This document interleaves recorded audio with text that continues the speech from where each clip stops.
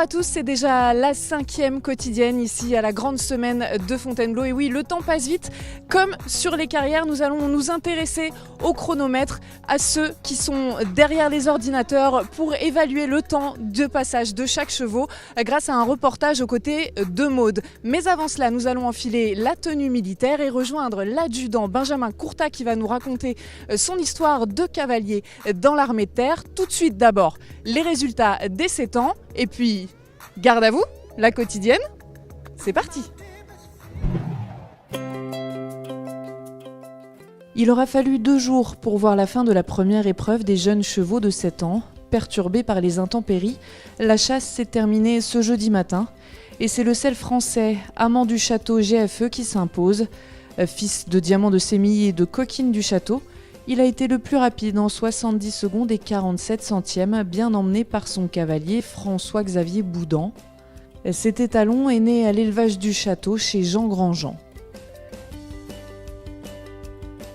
Il devance Avenir d'Aiguilly, un sel français entier fils de Vancouver DML et d'Evita par Non-Stop.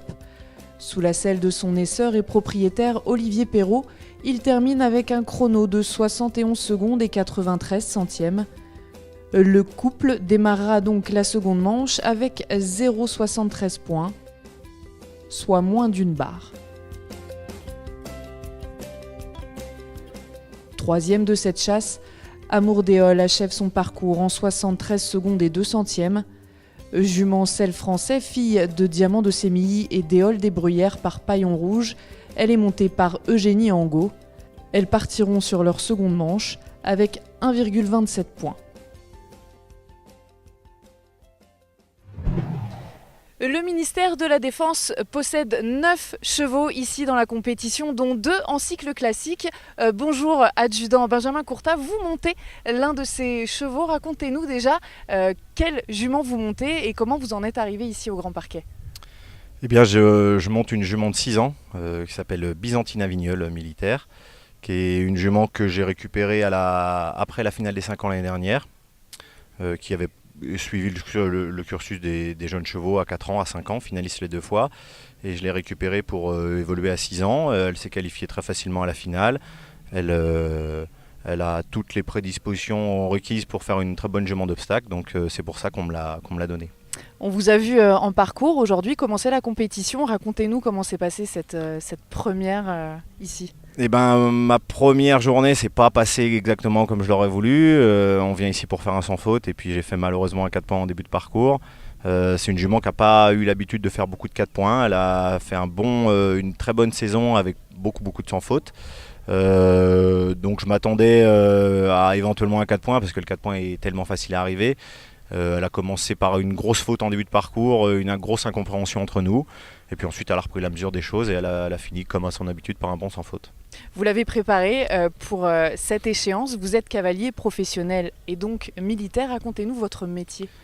Alors oui, en effet, je l'ai préparé pour cette échéance, bien que pour nous, c'est pas un objectif en soi, une finale de jeunes chevaux, parce qu'il n'y a pas du tout de question de valorisation, de mise en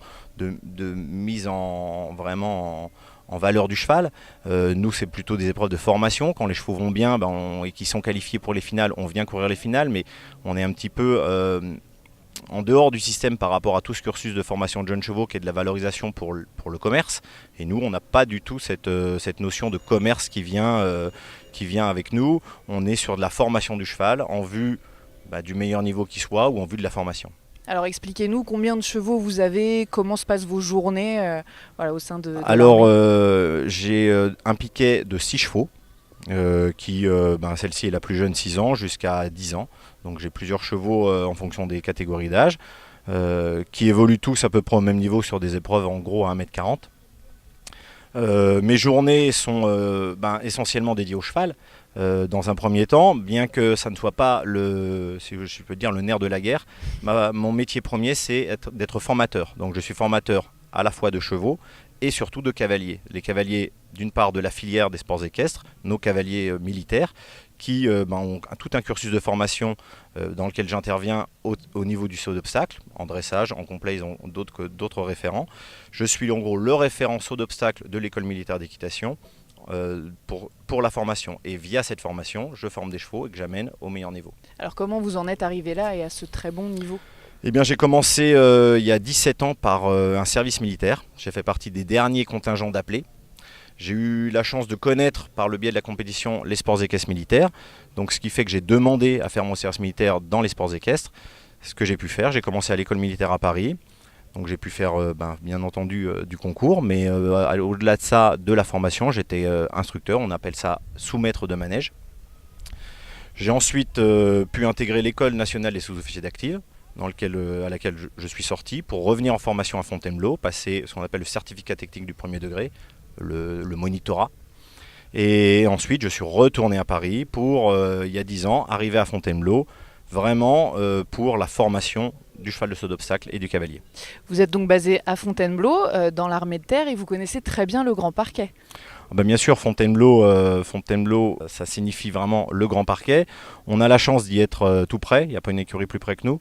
On a un bon partenariat avec le Grand Parquet, ce qui fait qu'on utilise assez facilement les installations du Grand Parquet dans la formation au quotidien.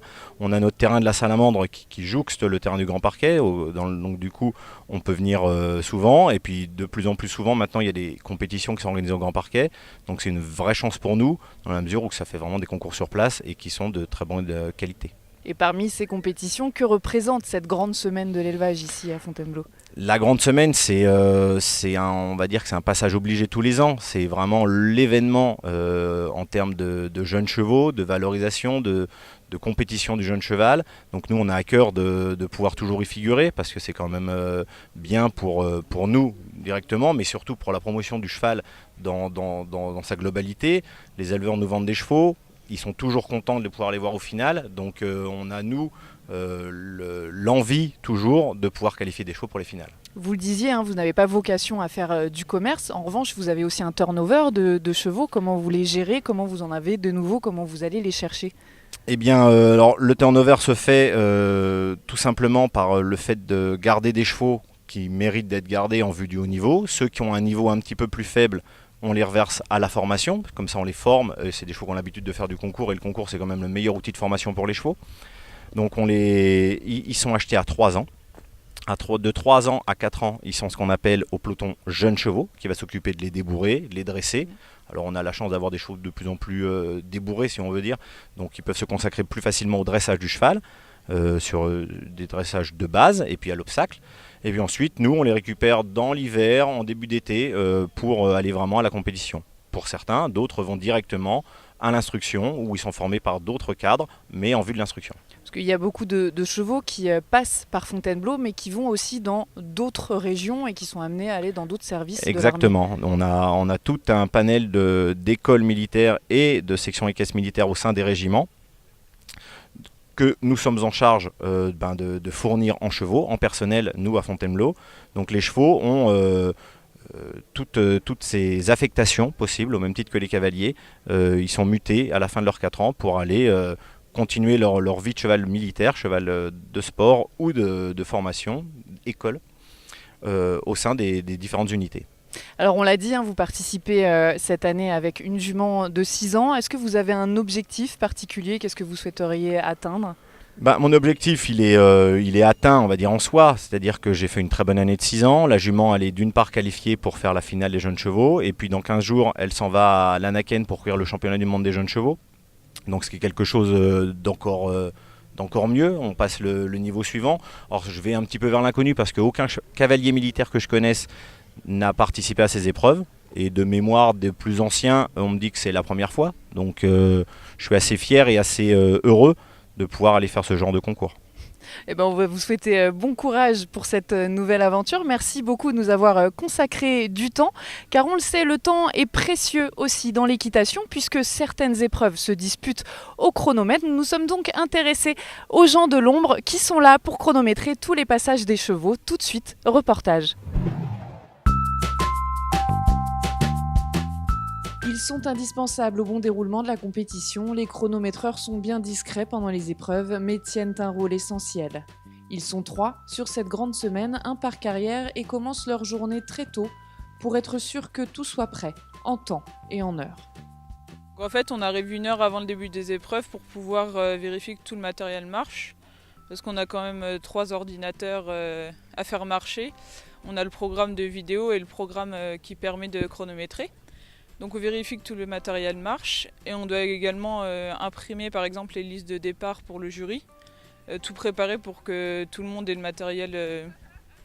matériel disponible et que tout le monde puisse commencer à travailler. Donc en général, on arrive un petit peu avant les autres pour que tout soit prêt. Commencer avant tout le monde et finir parfois tard, car les journées peuvent être très longues selon la durée et le nombre des épreuves. Et même si une bonne partie du travail est terminée, lorsque le dernier cheval passe la ligne d'arrivée, Maud, elle, a encore quelques tâches à effectuer. Donc en fait, une fois que l'épreuve commence, on est obligé de rester vraiment toute l'épreuve. On chronomètre tous les concurrents un par un, donc de temps en temps on a des pauses. Après ça dépend vraiment des épreuves. Et donc après, à la fin de la journée, et même à la fin de chaque épreuve, donc on doit imprimer tous les résultats, les envoyer aux personnes concernées, et aussi à la fin de la journée, il faut calculer les championnats par exemple pour la semaine de Fontainebleau. Et donc du coup, il y a aussi pas mal de travail après la journée de chronométrage en fait. Pour parvenir à mesurer le temps, il faut bien évidemment compter sur la technologie. Tout est répertorié et affiché sur des ordinateurs à l'aide d'un logiciel spécialisé. Mais pour arriver à ces données chiffrées, Maud doit également se servir d'instruments installés sur la piste. Ce sont eux qui déclenchent et arrêtent le chronomètre à chaque passage de cheval. Donc en fait, on a notre ordinateur avec le programme qui marche. Et après, en fait, sur la piste, on a des cellules de chronométrage. Donc à chaque ligne, donc la ligne de départ et la ligne d'arrivée.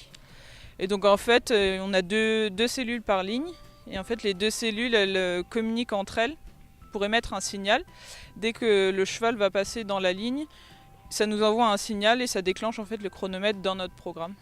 Grâce à cette technologie, les épreuves de saut d'obstacle s'évaluent donc aussi en temps. Le chronomètre devient même un critère de qualification dans les manches de chasse et pour le classement en finale des championnats. Un enjeu de taille pour les cavaliers qui peuvent jouer une victoire au centième de seconde près. La quotidienne, c'est déjà fini. Je vous l'avais dit, le temps passe très vite ici au Grand Parquet, mais promis, on revient demain. On parlera de l'événement des femelles sel français et puis vous saurez tout sur ce qui se passe dans les coulisses de la grande semaine de Fontainebleau. Les plus belles images, c'est à retrouver dans la quotidienne. À demain!